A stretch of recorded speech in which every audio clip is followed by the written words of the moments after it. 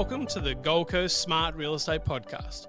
I'm Brad Scott, here to help you make smart moves in the Gold Coast property market. Whether you're thinking of buying, selling, or just staying updated, we deep dive into everything you need to know, from our market insights to our unique open offers method of sale, a blend of auction and private treaty to give you the best of both worlds. Let's jump in.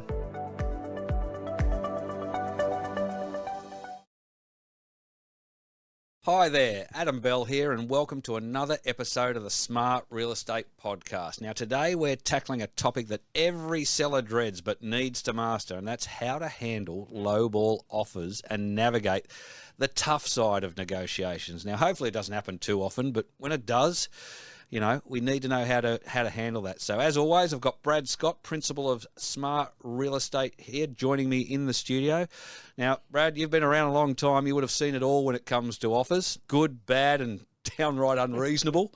So, look, great to have you here. Thanks.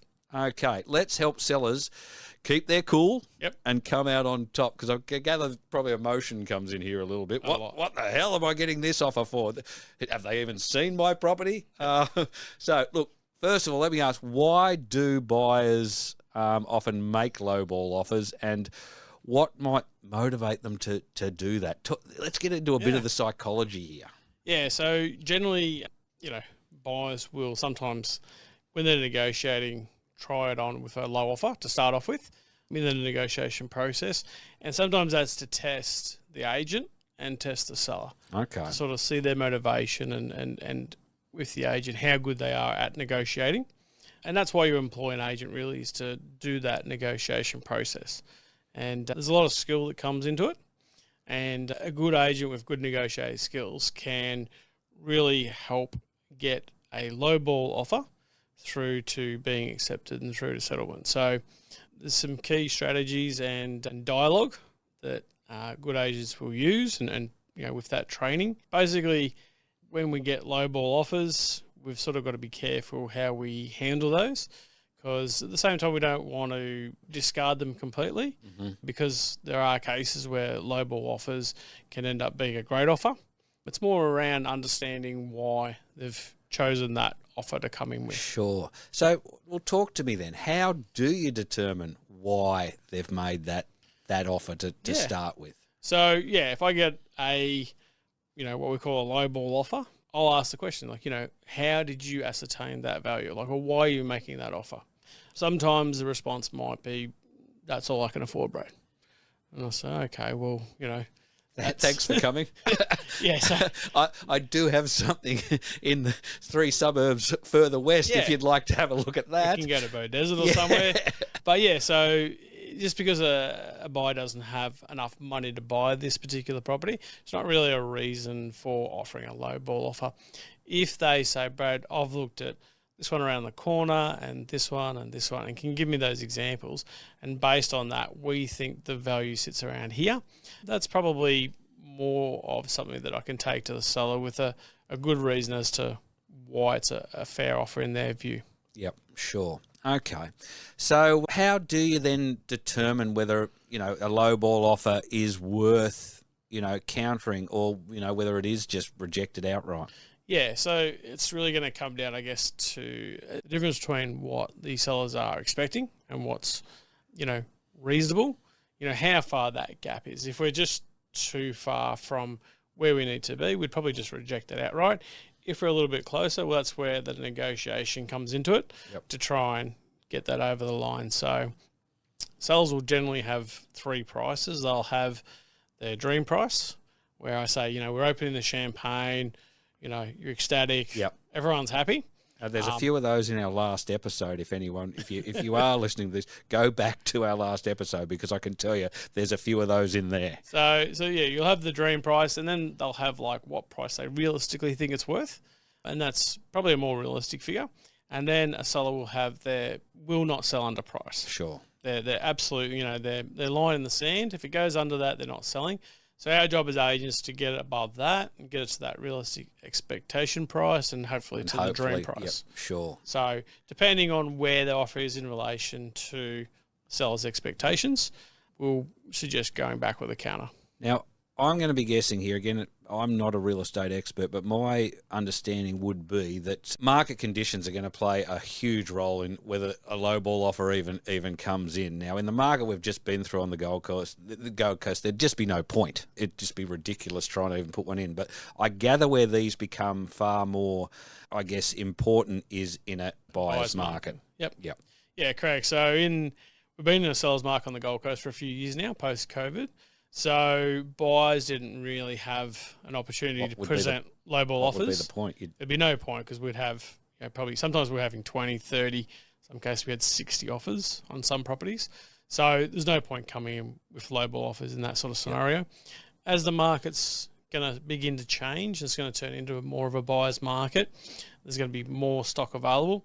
Those buyers can, make lowball offers. And the conversations we normally hear, and this is what determines where the market's kind of at, we get buyers saying, Brad, here's my offer. It's $100,000 under what you're asking.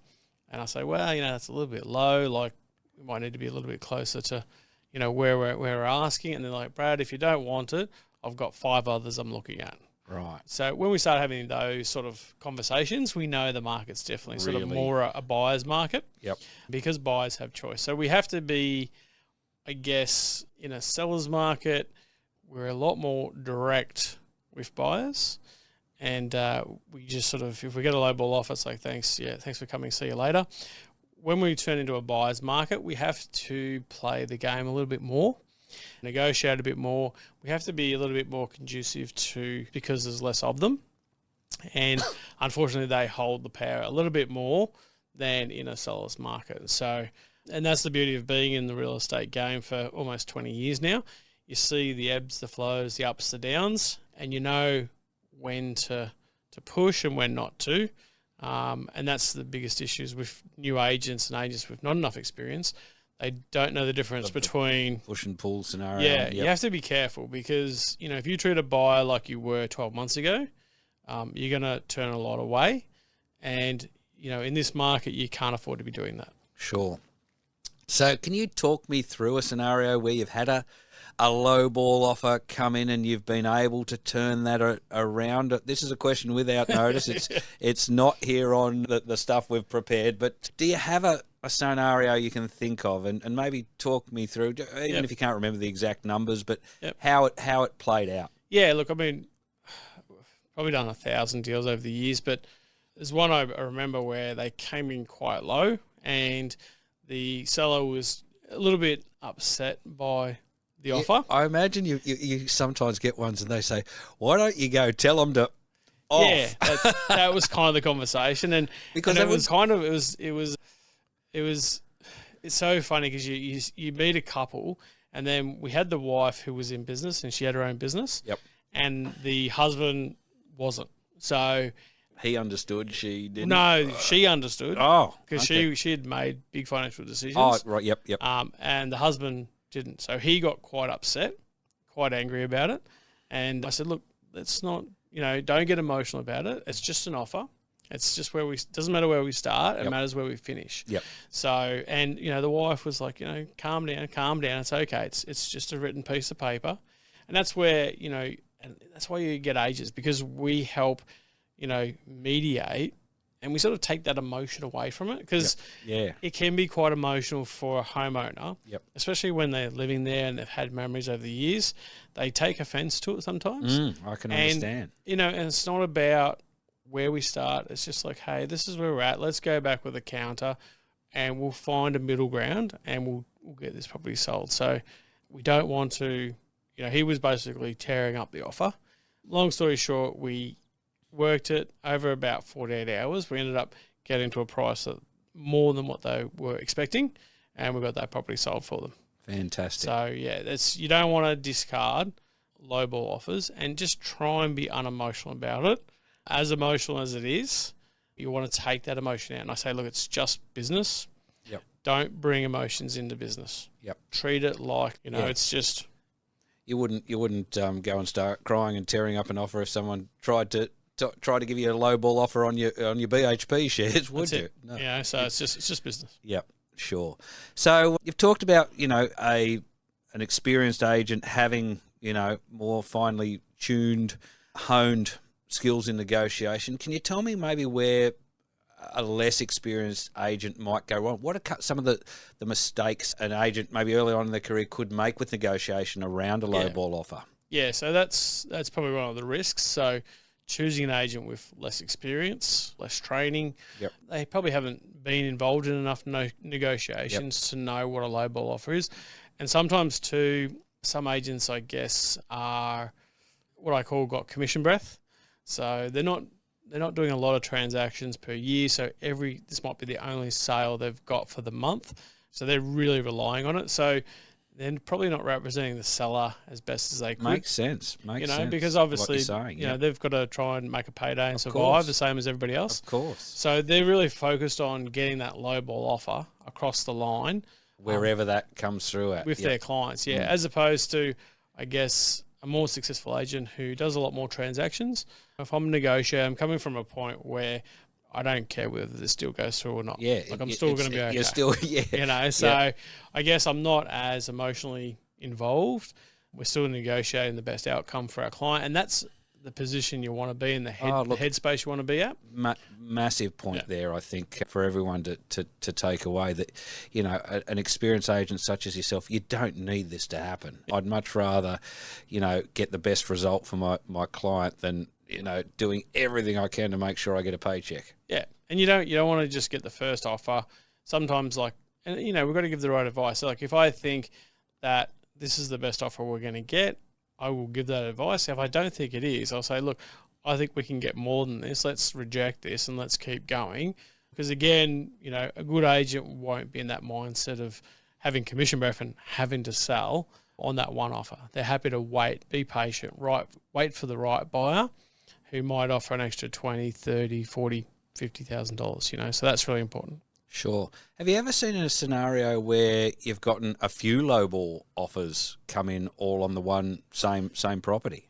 Yeah, so then if you're getting these lowball offers, you've got to then say, okay, well, is this a lowball offer or is this the market? Yeah. Because... And how do you know the difference? Yeah, so, well, it's through repetition. So the market is, where we see offers coming in. It's probably the hardest part of our job, because every property is unique, every seller is unique, every buyer is unique. Every buyer and seller has different motivations. So you'll get those outliers that, more motivated sellers, more motivated buyers, but you'll have a middle ground where you'll see a lot of offers coming in quite compact. Sometimes at the start, that's less or more than we expect. Yep.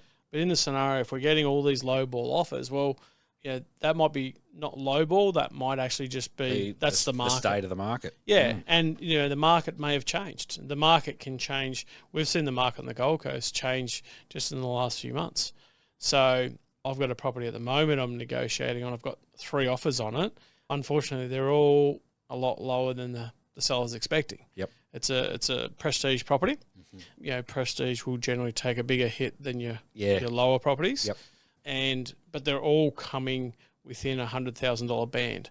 But it's about $500,000, unfortunately, less than what the seller is expecting. Right. But and these buyers are we're doing private treaty on this one, and they are all pretty close together around the sort of 2 mil mark. Right. And it's like, okay, well, this is not a coincidence that they're all around the 2. Maybe the seller's expectations being in the mid-2s was probably just a little bit too high, unfortunately. Can I ask, we've talked about this, we are in early 2025 at the time of recording here, and you've talked about the market changing.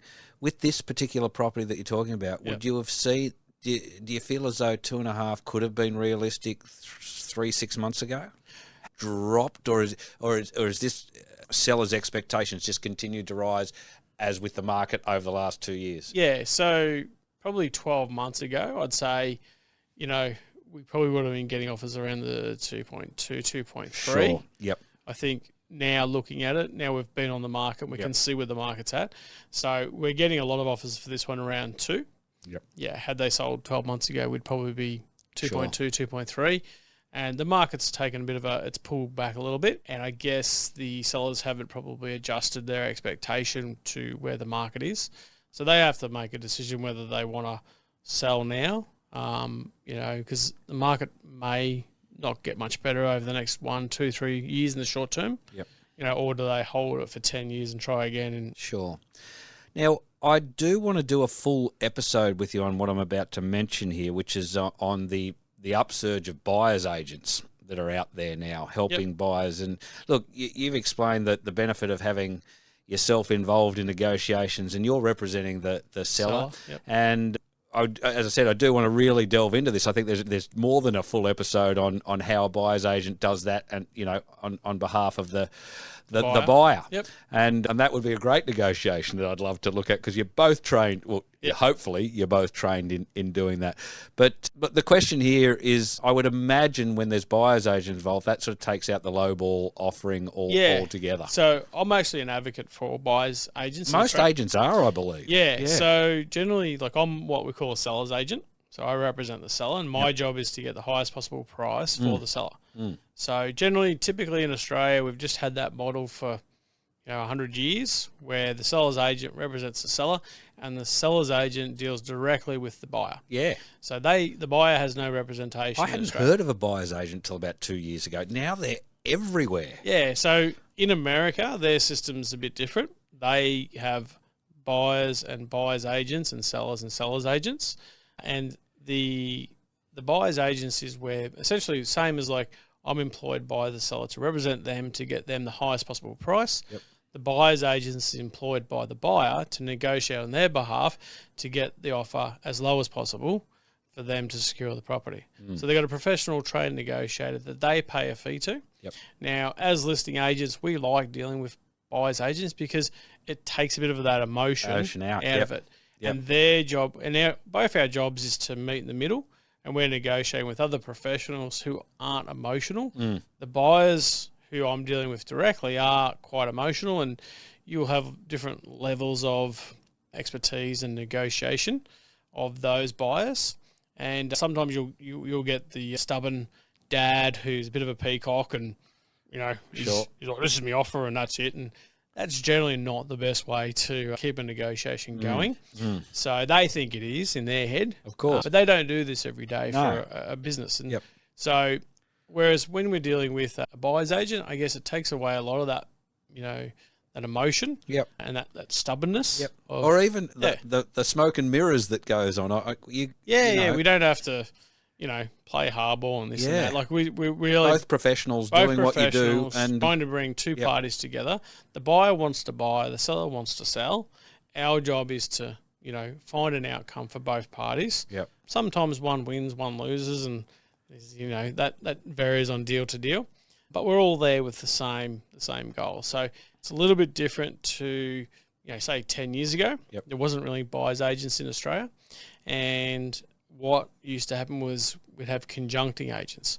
So other agents would bring buyers to listing selling agents. Generally, those agents are, the mediocre, the new agents, the agents that weren't able to get business themselves.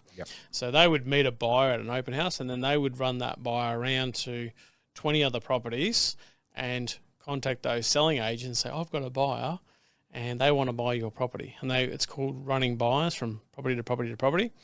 Now, as listing agents and good listing agents won't want to deal with that agent, because all they're doing, that buyer will come and see me anyway.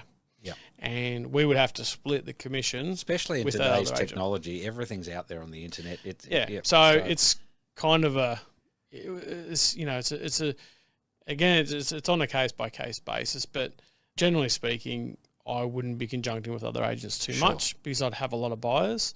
But if it was a hard property to sell, then I might have to get agents bringing their buyers. But definitely with the buyers agents, it's sort of, we're not splitting commissions. They are getting paid their own commission. So we're happy to welcome them in. And we have a good relationship with a number. I've actually just had a missed call from a well-known buyers agency on the Gold Coast.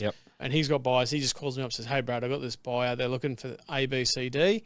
Have you got anything that meets that?" And I say, "Yeah, look, have a look at this."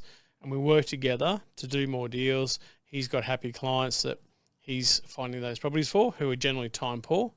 And we're happy to work with them because we're doing deals. We're finding buyers for our clients who are the sellers. Look, I've got 100 more questions to go through on buyers agents, but I think I will leave that for Yep. We've got definitely a full episode there. But look, before we wrap up today, your final word on lowball offers. Lowball offers, I would say to a buyer, generally try and avoid them if you can, because what can happen is by presenting a lowball offer, it may hinder the process moving forward, because like that one I was telling you before, it was very difficult because the seller had a mental, I don't want to deal with this guy. I don't want to deal with this guy. Like, Yep. I don't care if he comes up Yep. 100,000 more and I can get that. than Yeah, what I want. He goes, I won't he's deal out. with it. Yep. So yep. that can hurt you more in the process. You're better off coming in a little bit, come in under the arse, but not lowball, as we say. Yep. And on the flip side to sellers, I would say, if you do get that lowball, again, just take the emotion out of it. Don't get too disgruntled. Definitely worthwhile counter-offering back, and just let your agent work through the process. And at the end of the day, if it doesn't come together, it doesn't come together, and you don't have to accept the offer. Fantastic. All right. Well, look, that's it for today. A massive thanks to Brad for walking us through the art of navigating lowball offers and these tricky negotiations. Look, selling a home is really easy, but with the right mindset and approach, it can be a smoother ride. Don't forget to subscribe and like the Smart Real Estate Podcast, and share with anyone who's thinking of selling or buying, or just anyone who wants to up to date with what's happening in the market and getting great advice. So if you are looking for expert advice, Brad and his team at Smart Real Estate are always here to help. So the website, www.smartrealestate.com.au. Also follow on all the socials, and of course leave us a rating, a like, depending on what platform you're listening on. They're all different. It's like, share, do all that. But look, thanks for joining us, and Brad, thanks for coming in, and look forward to catching on the next episode. No worries. Thanks, Adam. See you next time. Thanks for tuning into the Gold Coast Smart Real Estate Podcast. Remember, if you're thinking of selling, be smart. Explore your options and consider the power of open offers method of sale to maximize your result. Don't forget to subscribe so you never miss an episode. And if you found today's insights helpful, feel free to share with a friend. Until next time, happy house hunting.